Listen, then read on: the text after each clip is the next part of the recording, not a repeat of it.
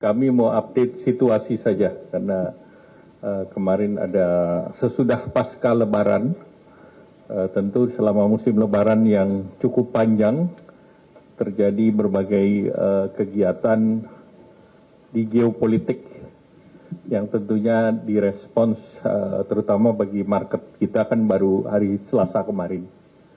Jadi kami ingin hanya menegaskan bahwa pertama, potensi eskalasi yang kemarin kita belum tahu, kita lihat relatif sudah ada beberapa statement dari negara-negara barat yang mengatakan tidak mau terlibat.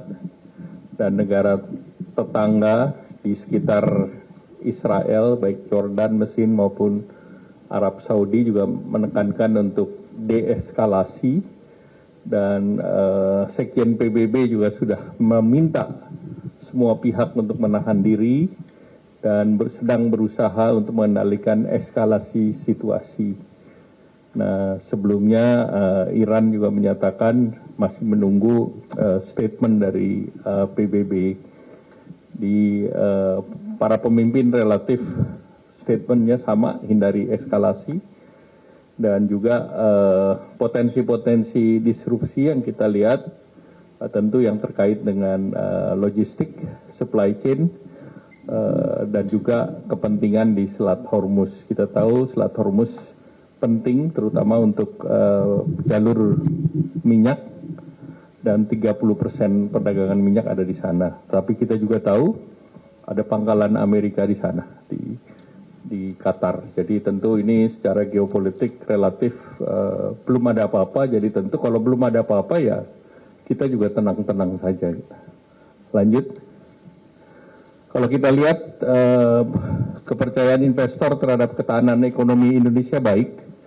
Pertumbuhan ekonomi kita yang 2024 5% diperkirakan 5,1% dan sedangkan pertumbuhan global di tahun ini diperkirakan 3,2, jadi Indonesia jauh di atas perkembangan ekonomi global dan ekonomi global diperkirakan flatten tetap, sedangkan Indonesia 5,1 di tahun 2025 dan juga negara berkembang pun rata-rata emerging countries di 4,2.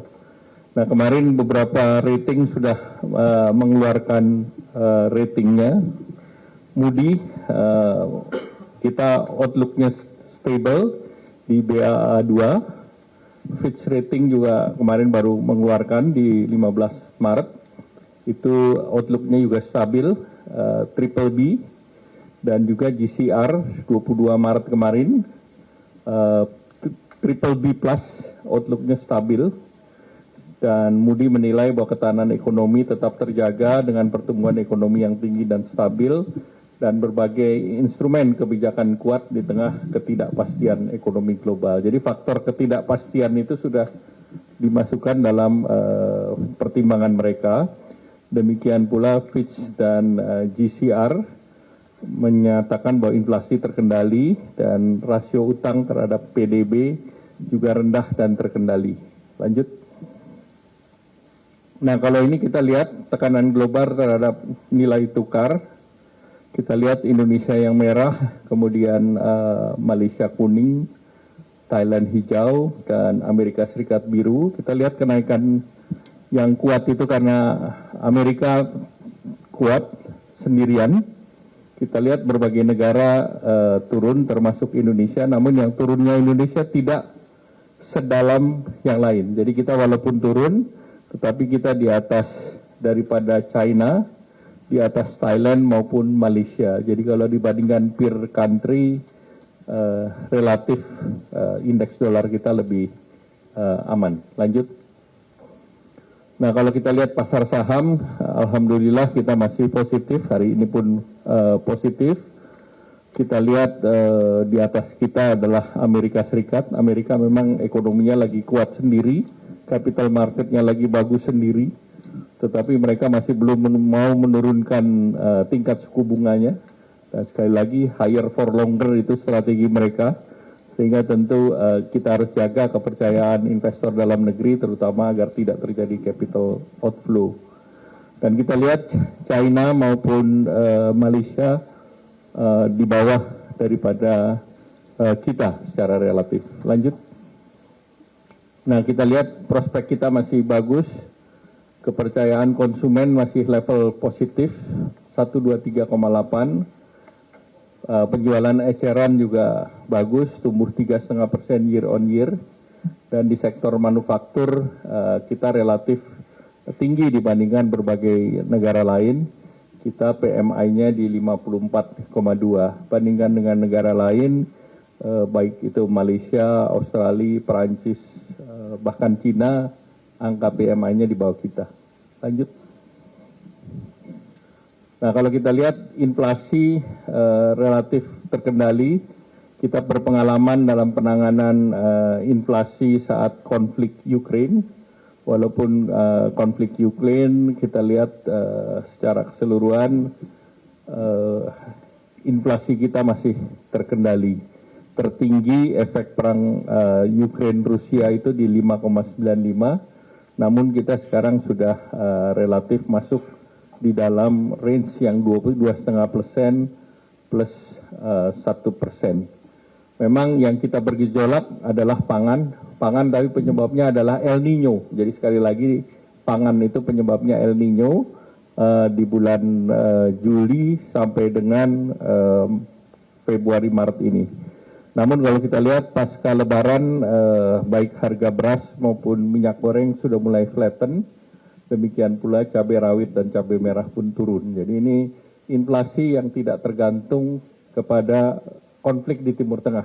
Ini inflasi dari faktor dalam negeri dan pengaruh dari El Nino kemarin. Lanjut.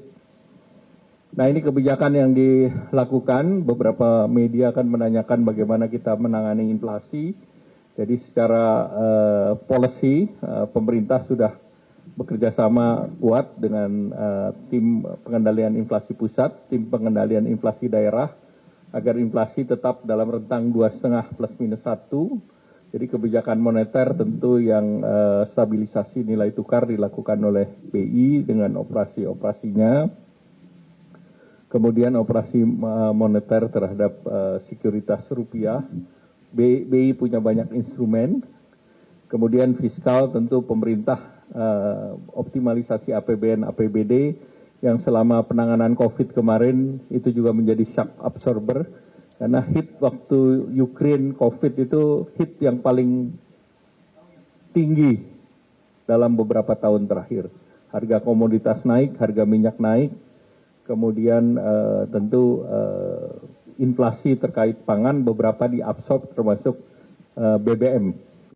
Pak Birsa, itu tadi kita simak adalah keterangan pers yang disampaikan oleh Kemenko Perekonomian Airlangga Hartarto di Gedung Kemenkeu. Ini menindaklanjuti pernyataan pemerintah ya Jason, karena penguatan dolar yang terjadi bahkan hari ini itu sampai dengan 16.181 rupiah.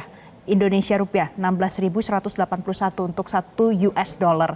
Dan kemudian tadi Airlangga Hartarto juga menyampaikan beberapa faktor dan kondisi terkini termasuk di dalamnya adalah pertumbuhan ekonomi Indonesia yang kemudian diprediksikan sampai dengan 2025 ini di angka 5,1 sejauh ini ya Jason. Masih ada optimistis yang disampaikan, termasuk juga tadi dampak utamanya kan adalah karena tadi tensi di Timur Tengah yang menyatakan bahwa sejumlah negara ini menyatakan untuk deeskalasi yang diharapkan dengan adanya kesepakatan ini bisa kemudian membuat tensinya di sana semakin mereda, kebijakan-kebijakannya juga nanti berpengaruh terhadap perekonomian Indonesia. Jelajahi cara baru mendapatkan informasi. Download Metro TV Extend sekarang.